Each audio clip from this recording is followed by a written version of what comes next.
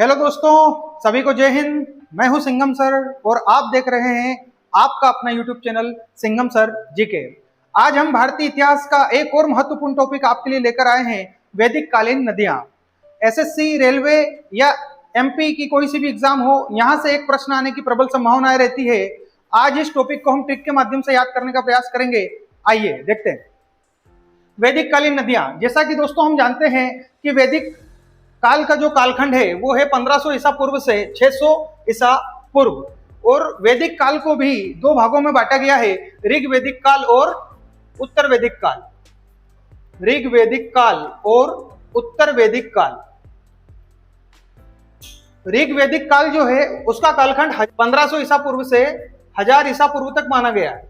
तो ये जो नदियां लिखी हुई है, बेसिकली ये ऋग्वेद में वर्णित नदियां हैं, इसलिए इन्हें हम ऋग्वैदिक कालीन नदियां भी कह सकते हैं।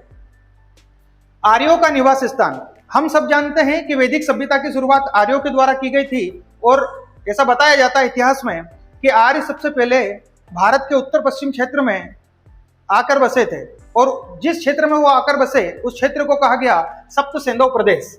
ऐसा नाम क्यों रखा गया सप्त सिंधु प्रदेश? क्योंकि सिंधु नदी और उसकी जो सहायक नदियां हैं, इस नदी तंत्र के कारण इस क्षेत्र का नाम सप्त सिंधु प्रदेश पड़ा।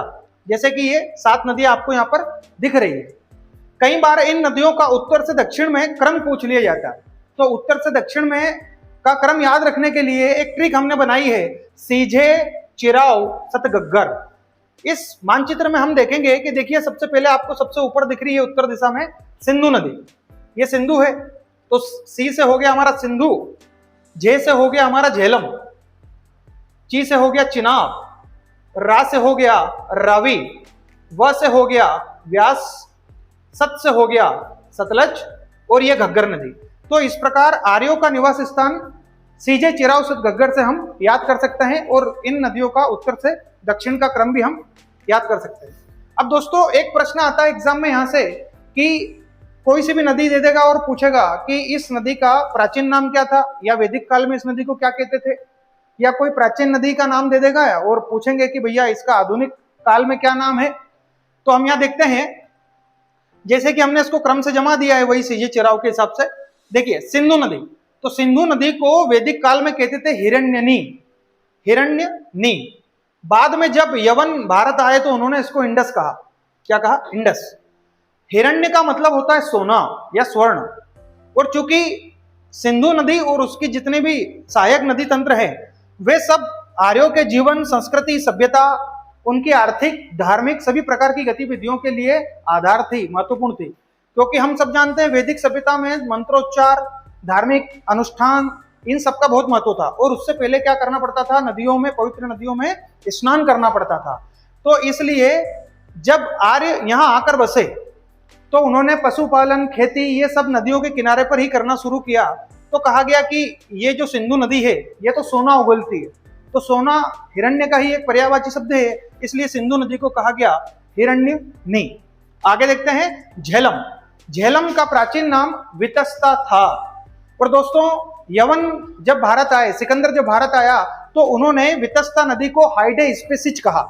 और हमने इतिहास में पढ़ा है कि सिकंदर और पोरस के बीच में वितस्ता या झेलम नदी के किनारे ही प्रसिद्ध हाइडे स्पेसिस का युद्ध हुआ था। तो सिंधु हो गई हिरण्यनी, झेलम हो गई वितस्ता। अस्किनी। अस्किनी किस नदी का प्राचीन नाम था? चिनाब का। और अभी एमपीपीएससी प्री 2026 में यह प्रश्न पूछा भी गया कि किस नदी को प्राचीन काल में अस्किनी के नाम से जाना जाता था? चिनाब नदी को। परुष्णी नदी, ये किसका नाम है? यह रावी नदी जो है उसको उस प्राचीन काल में परुष्णी कहते थे, या पुरुषनी लिखा हुआ है परुष्णी, परुष्णी कहते थे। और ये वही परुष्णी नदी है दोस्तों जिसके किनारे 10 राग युद्ध, जब हम ऋग्वैदिक काल की बात करते हैं तो हमें 10 राग युद्ध का वर्णन मिलता है। तो प्रश्न ये भी आएगा कि किस नदी के किनारे 10 राग युद्ध लड़ा गया, 10 राजाओं के मध्य युद्ध लड़ा गया जिसमें सुदास विजय हुआ था। तो परुष्णी नदी। अगली नदी है व्यास नदी। व्यास नदी का प्राचीन नाम क्या था? विपासा। विपासा, वह से वह व्यास हो जाएगा। इस नदी से एक प्रश्न आता है कि सिकंदर की जल सेना ने किस नदी को पार करने से मना कर दिया था? तो व्यास नदी को। याद कैसे करेंगे? देखिए व्यास सरनेम होता है पंडित जी का, तो हम ये ऐसे याद करेंगे इसको कि पंडित जी ने हमको उस समय बचा लिया, व्यास जी ने उस समय सिकंदर की सेना को भारत में और आगे बढ़ने से रोक लिया। सतुद्री, सतुद्री किस नदी का प्राचीन नाम था? सतलज का। सतलज, अब देखो यहां भी सलजम है और यहां सरोता है, तो आपस में कोरिलेट करेंगे, सतुद्री सतलज। आगे बढ़ते हैं दोस्तों, दृशदती या सरस्वती नदी, घग्गर नदी, दृशदती या सरस्वती नदी, घग्गर नदी। और ये घग्गर नदी जब पाकिस्तान में प्रवेश करती है तो वहां इसे हकरा नदी कहते हैं।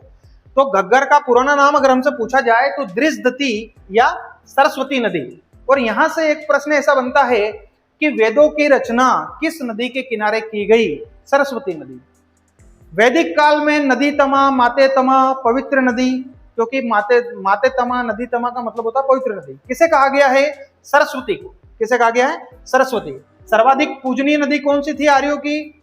सर्वाधिक पवित्र नदी कौन सी थी? सरस्वती नदी या दृशदती नदी। आज की तारीख में इसे कहते हैं घग्गर, पाकिस्तान में हकरा। कुर्रम है ना, तो यह है क्रुमु। क्या लिखा हुआ है? क्रुमु। क्रुमु आज की तारीख में कुर्रम कहलाती है। और कुर्रम नदी जो है आज के समय में अफगानिस्तान वाले क्षेत्र में बहती है। कुबा, कुबा नदी आज अफगानिस्तान की राजधानी जो काबुल है, उस काबुल का नाम काबुल नदी के नाम पर ही है। इसे प्राचीन काल में कुबा कहते थे और ये अफगानिस्तान में बहती है। और अफगानिस्तान के बाद में आगे चल के ये जो है पाकिस्तान तरफ चली जाती। गोमती नदी, गोमती नदी आज की तारीख में इसका नाम क्या है? गोमल। गोमल, और गोमल जो है ये अफगानिस्तान की पहाड़ियों से निकलकर पाकिस्तान में प्रवेश करती है और फिर सिंधु नदी में जाके मिल जाती है।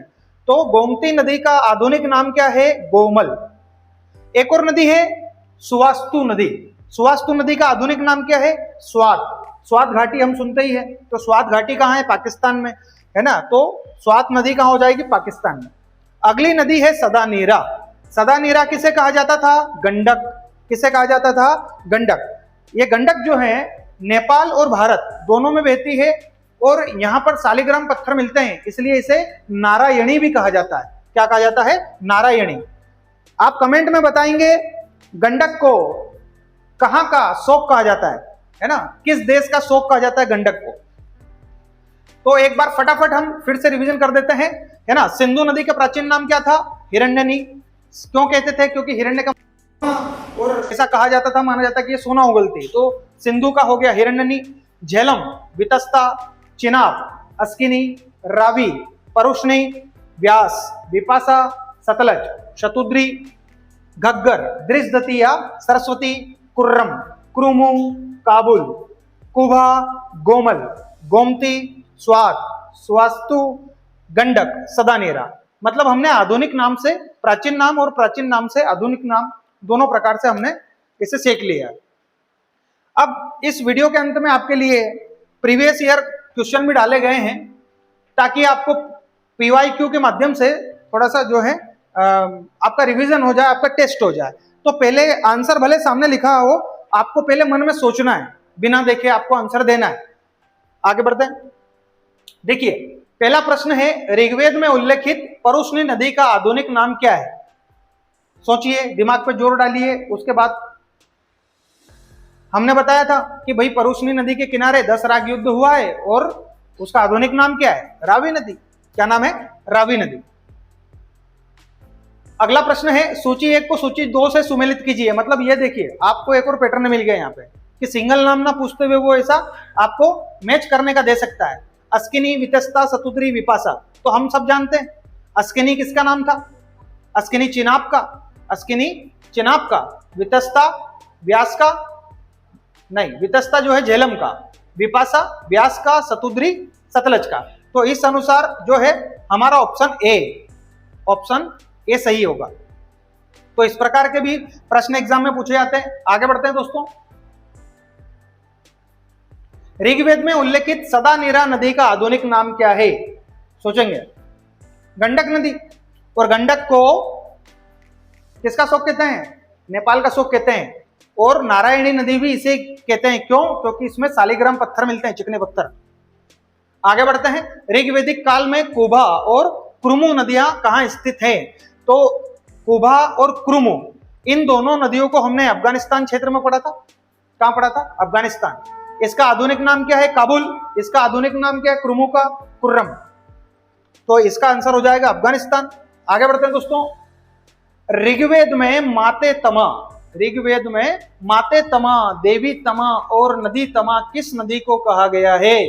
किस नदी को कहा गया है? सरस्वती नदी को कहा गया है। वेदों की रचना किसके किनारे हुई? सरस्वती नदी के किनारे। सर्वाधिक पवित्र नदी सरस्वती नदी। निम्नलिखित में से किस नदी का प्राचीन नाम अस्किनी था? ये एमपीपीएससी 2026 का प्रश्न है और इसका आंसर है चिनाब नदी। क्या है? चिनाब नदी। आगे देखते हैं। वेदों की रचना किस नदी के किनारे की गई? तो हमने अभी 2-3 बार इसको रिवाइज कर दिया कि सरस्वती नदी के किनारे वेदों की रचना की गई। एक प्रश्न है आपके लिए, कमेंट बॉक्स में आंसर देंगे कि वेदों की रचना किस भाषा में की गई? वेदों की रचना किस भाषा में की गई? का वीडियो आपको कैसा लगा कमेंट बॉक्स में मुझे जरूर बताएं। और चैनल पर नए हैं तो चैनल को सब्सक्राइब करिए, वीडियो को लाइक, शेयर और कमेंट करिए। सभी को जय हिंद।